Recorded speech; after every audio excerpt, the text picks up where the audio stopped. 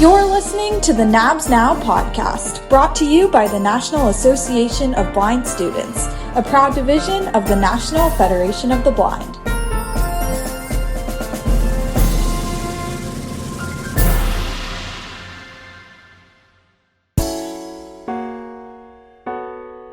Welcome to the NABS Now podcast. I'm Seiyun Choi. Classes are right around the corner, and perhaps you already started returning to your classes by the time you're listening to this episode. Have you always wondered how you can best support your blind students in the classroom and beyond as an educator? Or students, have you really wished that your teachers, professors, and educators around you could better support you in your educational journey? I had an opportunity to sit down with 3 highly insightful and knowledgeable educators in all disciplines, in all classroom settings, in all walks of life and experiences. So join me as we get a glimpse into the day in the life as a blind educator, and for you to get an opportunity on how you can best support your students.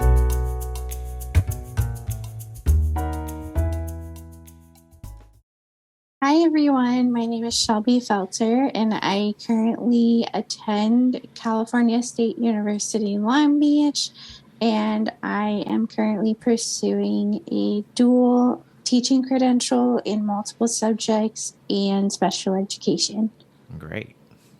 Nick? Hello, I'm Nicholas Thompson, and I graduated from the University of South Florida with a degree in social science education, and I am currently a Tier 1 interventionist at Lake Buena Vista High School. I'm Michelle Young, and I also just graduated from the University of South Florida, and I am the high school biology teacher at Lake Buena Vista High School, and this is in Orlando, Florida. Oh, how cool is that? Love it. So, we will be answering these questions in no particular order, but these are submitted by us blind students in regards to what can my professors, my teachers do to prep for blind students. So it's so wonderful to see all of you who are an educator as a blind person. So I'd be curious to see some of these responses. So our first question reads, how can educators proactively prepare for an accommodation request? So a lot of these really do pertain to college, but even in high school, if a student has an IEP or 504, what do we do? I'm going to start us off with Nick, and we'll go backwards. I'm going to actually give it to Michelle first. Yeah, go for it, Michelle. I would definitely say check with the disability office. Every college will have a disability office, and a student will have hopefully a IEP from high school. And then I know, like, when I first started college, I met with my disability coordinator and we made a plan of the different accommodations I would need.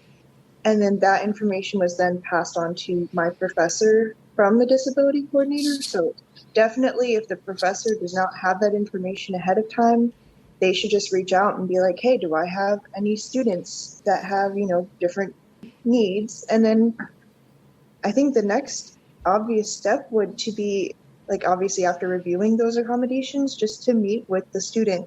I think students, we also have that responsibility to advocate for ourselves and to speak up and be like, hey, Professor so-and-so, I would say, hi, I'm Michelle. I'm visually impaired and I have these needs. Let's work together and try to figure out the best way that you can support me. It takes 2 to make it happen. The student needs to be proactive, and the professor needs to be proactive about figuring out the different ways to help the student. So having gone through college, Michelle, is there anything that you particularly did that has helped you as well from a student's role? Meeting with the professors during their office hours is a really big thing, and just staying up to date with all the assignments. Like, don't procrastinate, because if you find out last minute that your assignment's not accessible, you could say to your professor, oh, by the way, this isn't working. And sure, they could grant you an extension because, if it's not working, then it's not working. That really doesn't help you, because you never want to be in a position of piling work on yourself. I did unfortunately do that a few times, and I definitely recommend just the best situation was always when I worked ahead and got everything taken care of. And then that way I could tackle like accessibility issues early on. I'm going to say that we're all guilty of that at one point, just procrastinating and find out it's not accessible. How about you, Shelby? And we'll get to Nick. Literally, yeah. I have done that so many times, or like I'll put it off to the last minute and then it's just on maintenance or the website's doing something weird. I swear it's happened so many times, but I've learned that just like constant communication with your professors is super important. Definitely when we just started school again, Sayun and I were just talking about it, and the start of a semester can be really, really scary. And especially for me, all of my classes are online. And so it can be really hard to make that connection with my professors. So especially because I'm online and, I'm not physically walking in, they're not physically seeing my guide dog. And so I constantly remind my professors in a nice way, obviously, but I try to check in with them as much as possible and just know that they are human too. So like, even though you're anxious about them replying, they might have something going on. So like, don't sweat it if they take a little bit to reply or anything like that. But a lot of times if you tell your professors what's going on, they're usually very flexible for the most part, especially if you just keep them in the loop. But if you don't tell them anything, then they can't read your mind and know what's going on. That's right. That's the key there. What would you say, Nick? I would totally agree. Like a constant line of communication. Like as educators, we have to do professional development, and people aren't used to there being a blind person in the room. So there's been times where they're doing a PowerPoint slide and they're like, you can read the data on the PowerPoint. That's my talk favorite. about it in 5 minutes. And you're sitting there like, okay. But like after you have communication with that person and just doing a constant reminder, like, hey, can you send the PowerPoint slides and kind of take out the pictures or have a description of the picture that you put in there and just constantly remind them, it'll get better from there. Great responses, guys. My next question, my follow-up question to that is, especially from Michelle and Nick, both of you, what are some important boundaries for educators to consider when working with a blind student in their classroom? We're thinking more towards accommodations aspect rather than visual diagnosis, because as y'all know, blindness is very much a spectrum. So accommodations can look very different. So we're talking a little bit less as far as the student's visual diagnosis, but more towards kind of accommodations. Let me know if you guys need clarification on this.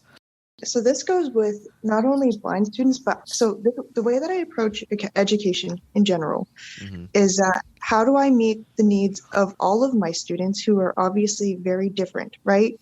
So I've got students, I don't have any visually impaired students that I'm personally teaching, but I need to keep in mind, how am I going to meet the needs of my students whose first language isn't English, right? My ELL students.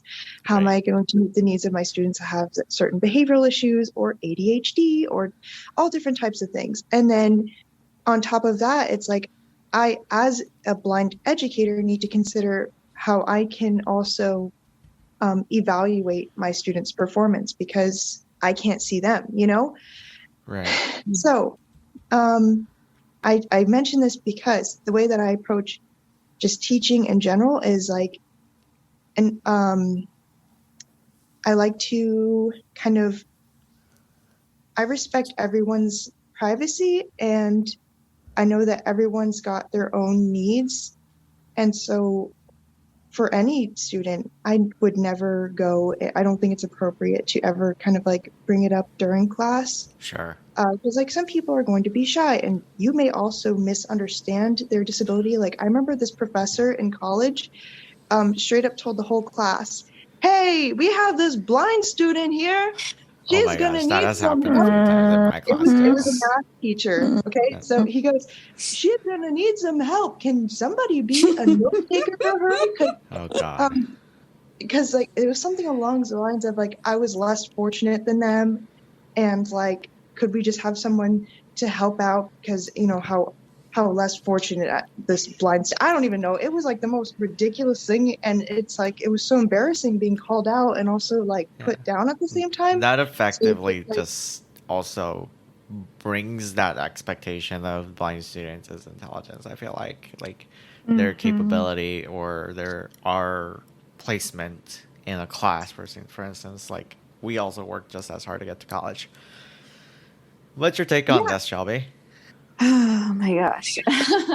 I think it's just so easy to let things slip, especially for me. I teach very, very little humans. I am not high school material.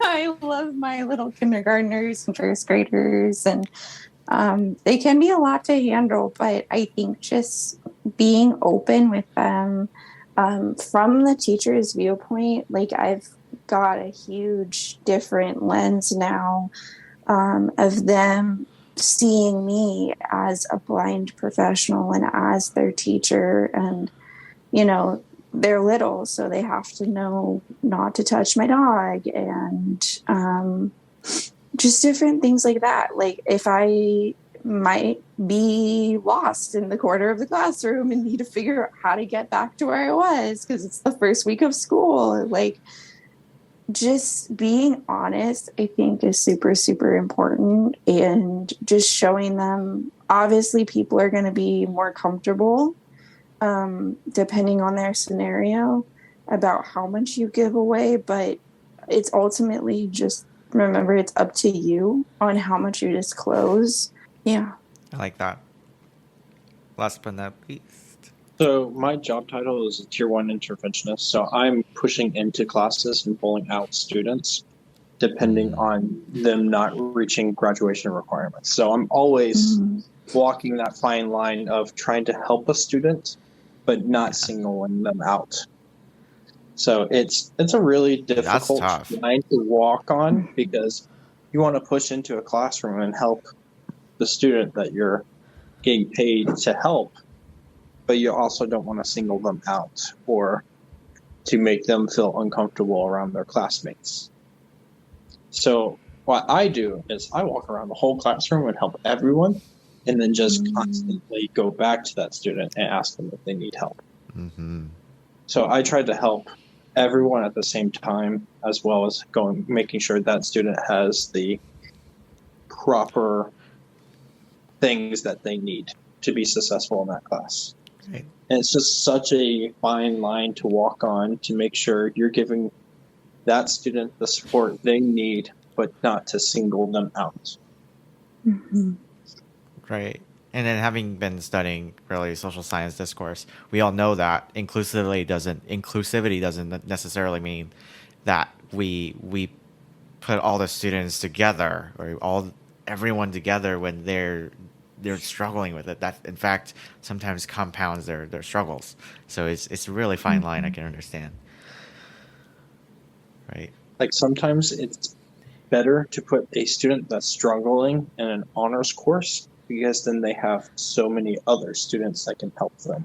Oh, for sure. For sure.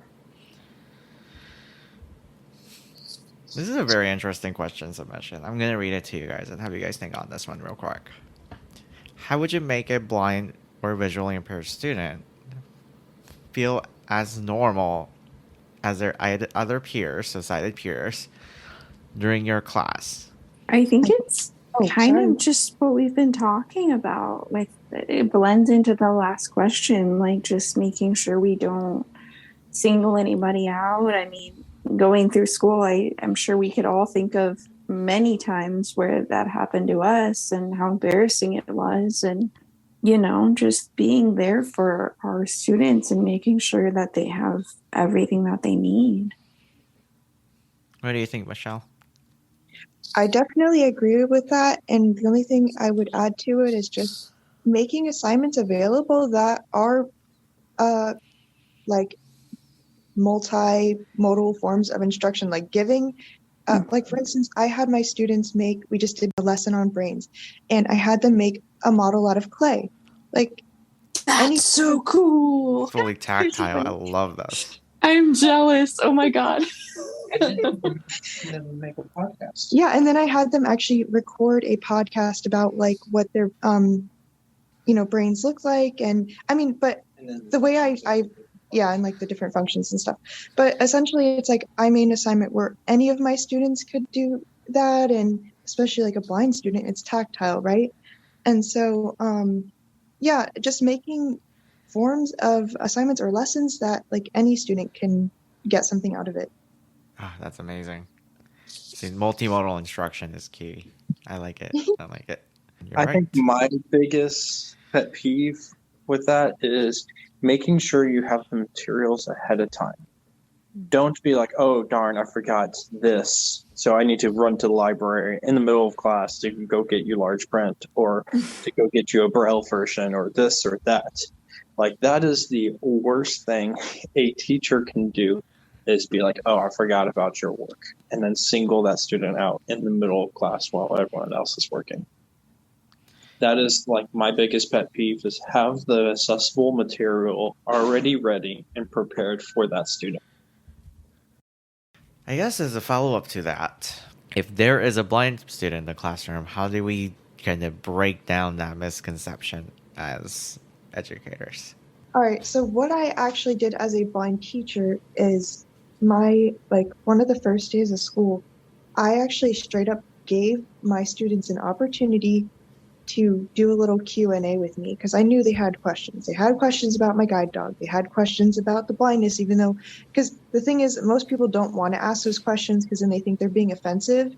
And I just created a space and straight up said, I want you to ask me those weird questions. Like, I know you have them. Your favorite color is blue, and a student. Yeah, I mentioned that my favorite color is blue, and the kid's like, how is your favorite color blue if you are blind? But it's like they bridge those barriers and they ask those weird questions. And I think if it's a really cool thing if you have a blind student to give them that opportunity if they are willing or up to it, because obviously not everyone is in that type of space to be like, oh yes, let me just put myself out there and stand up in front of the class and give them a chance to ask me these questions, because you never know where people are in their vision journey or if you're shy or whatever. Like, I'm a really shy person, but also I'm putting myself up in front of the class every day, and I was like, I want to give them this space to do that because there are so many misconceptions.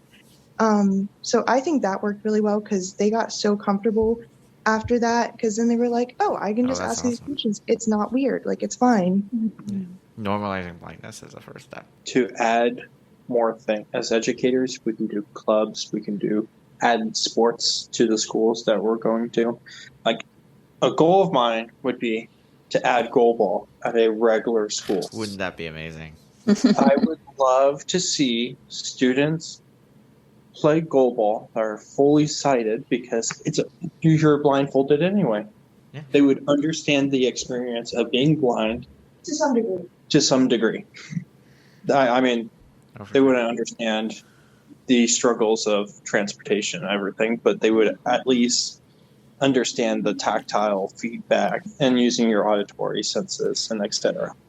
But like adding things like that to like clubs and sports, and on top of that, like Michelle did some first day things like for to get to know you. She had film canisters, and she put different things in all the film canisters, and you had to match your film canisters to the other ones that sounded like yours. It was a bag, and it had a bunch of icebreaker questions on those like old film canisters. I don't know if you guys ever did like geocaching or whatever. It's like those small ones. And so each, there were like 5 or 6 categories of sounds, and kids would just take a random canister and they'd go around the room and they'd match up. So then they'd end up with like 5 or 6 groups. And so that was to kind of break that little barrier too of like, hey, in this classroom, we need to focus on using our listening and communication, because they had to listen to the sound and also communicate with their friend or their peers to be like, hey, do you have the sound? Like, do we have the matching ones? So that was actually a pretty good icebreaker. And like, then they could ask the questions that were on each of the little canisters and kind of get to know each other. But that was a very like light way of showing them like this classroom is going to be a little bit different. We're not focusing so much on our eyesight. Well, I mean, not that they're not going to use their eyes, but that's a little bit of like my world. Awesome. Adapt the entire classroom. I love it. For me, I always, since my kiddos are little, I give them like as many times as possible to be able to interact with me, obviously, but also my dog. And a lot of people might judge me on this one, but I'm very open and I want them to learn, especially at such a young age. I think it's so important for them to learn about these kinds of things. And so every morning when we walk in, I take my dog, her name is Kristen. I take her off harness and I let them, when we have morning circle time, they interact with her. She interacts with them. They love it. She loves it. It's good for everyone all around. And I think that just really helps them not only understand the awareness component, because for the rest of the day until we leave, they know that they can't touch her because she's working. And so I think that just really helps them understand the awareness, but also helps them learn about boundaries. Like Kristen has boundaries. She knows she's not supposed to be touched when she's working, and she gets upset when you do. And so I think it's just been a huge learning curve for them, especially for a lot of them. And it's been a long road, but yeah, I think just making sure we constantly are open with our kids and just telling them that it doesn't matter what's going on with you, like you can push through it and you can do it. And yeah. Awesome. What a wonderful way to end the podcast. I mean, I really appreciate your time, all of you, for that great little advice from one educator to another. And here's to the upcoming school year for real. So, thanks, guys. Thank you to our special guests, Shelby Felter, Nick and Michelle Thompson. This episode has been created and produced by Seiyun Choi and sound edited by Kinchuk Tala. Interested in learning more about the National Association of Blind Students? Visit us on the web at nabslink.org or visit our Facebook page at facebook.com/nabspage or find us on Twitter and Instagram at nabslink. Thanks for listening.